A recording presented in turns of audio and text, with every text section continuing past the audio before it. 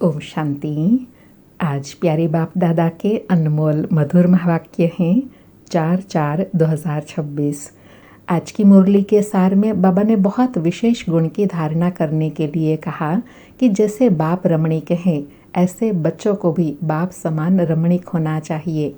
और बाबा ने रमणीकता का आधार बताया कि जो सदैव खुश रहते हैं, जिनमें देवी गुण हैं, वह सदा रमणीक रहते हैं। फिर एग्जाम्पल दिया कि जैसे देवी देवताएं हैं, सदा रमणीक हैं और उनमें पवित्रता है, जिस कारण उनके चित्र व प्रतिमा में अलौकिक कशिश होती है, क्योंकि हर्षित मुक्ता, रमणीकता और पवित्रता का विशेष गुण है। तो बाबा कहे जितना पवित्र बनते जाएंगे, रूहानी अलौकिक खुशी में रहेंगे, दिव्य गुण धारण करेंगे, उतना रूहानी आकर्षण बढ़ता जाएगा।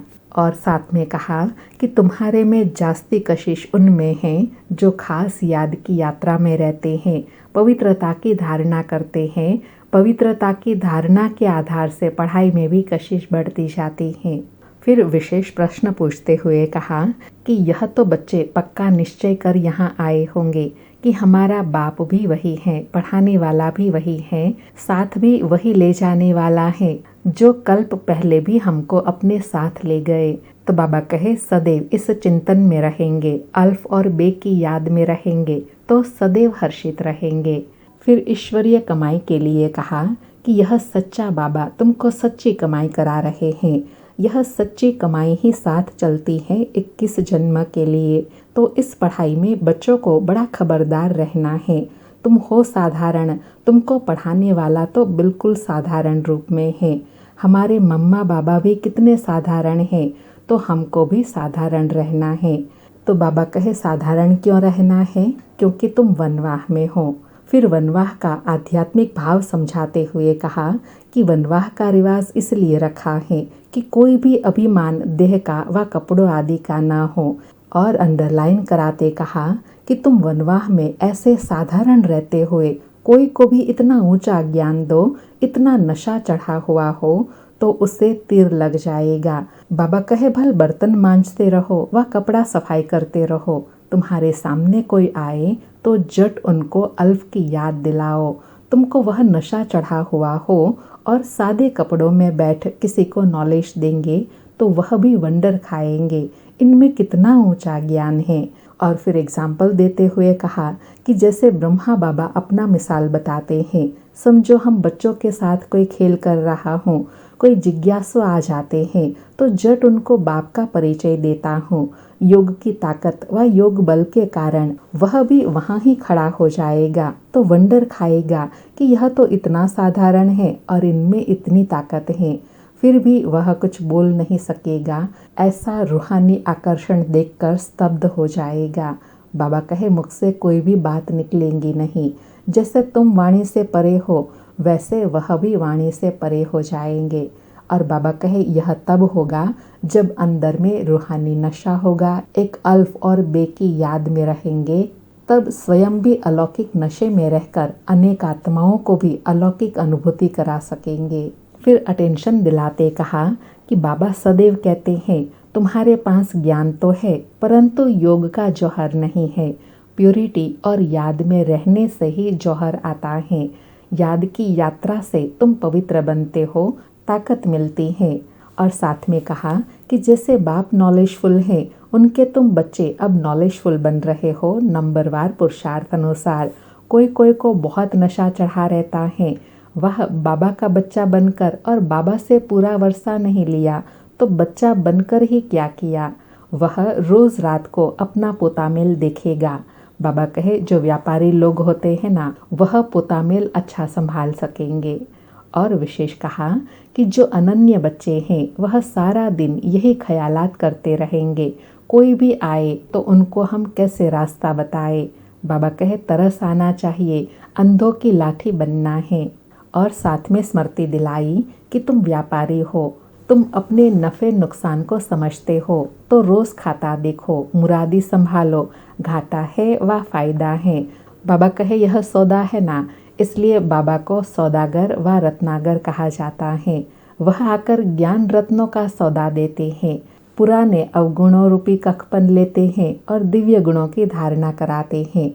बाबा कहे, यह भी तुम बच्चे जानते हो, सब नंबरवार पुरुषार्थ अनुसार हैं, सब कोई शुरुड़ बुद्धि नहीं है। बाबा कहे, कहीं तो एक कान से सुनते हैं फिर दूसरे कान से निकल जाता है, जोली में जैसे छेद से निकल जाता है।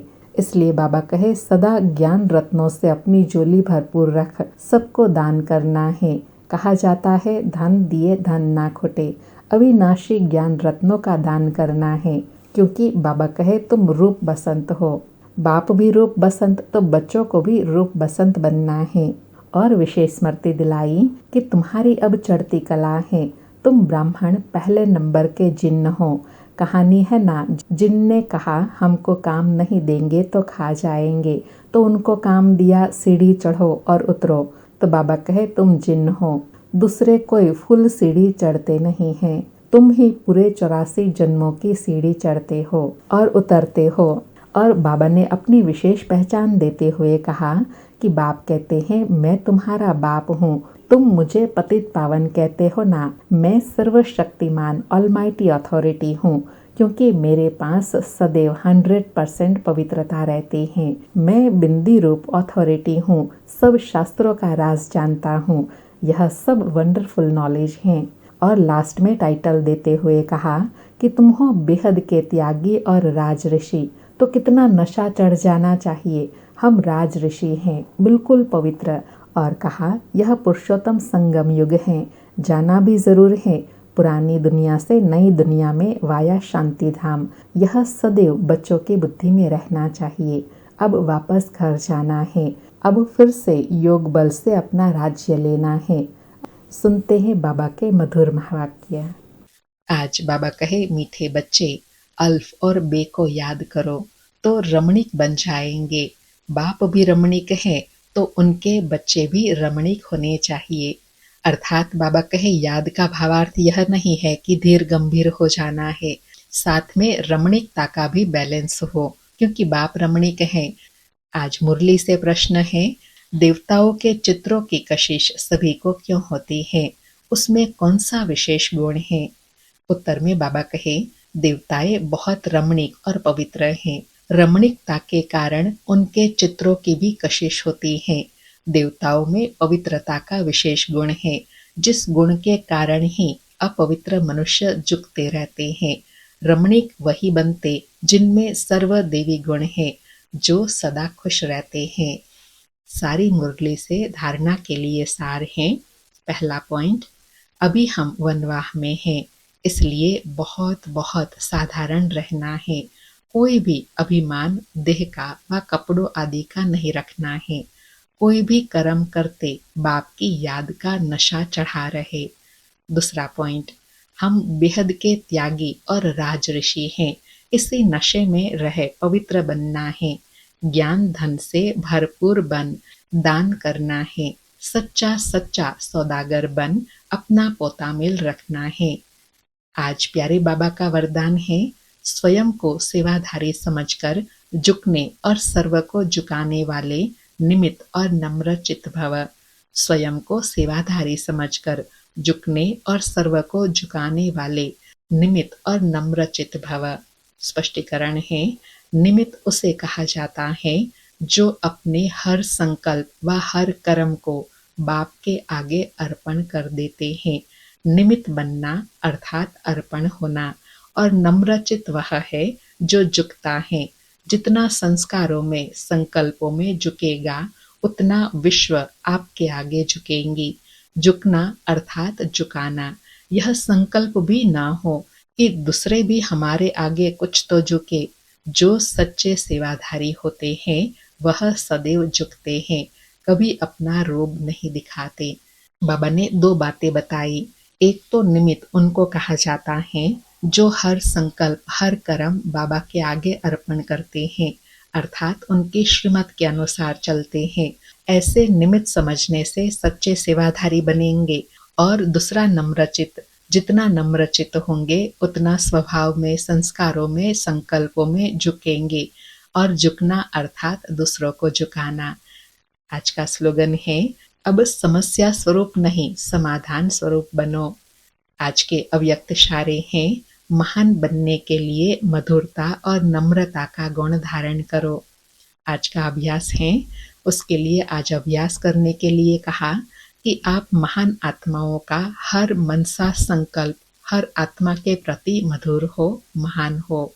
जैसे बाप का स्वभाव सदा हर आत्मा के प्रति कल्याण व रहम की भावना का है, हर एक को ऊंचा उठाने का है, मधुरता और निर्माणता का है।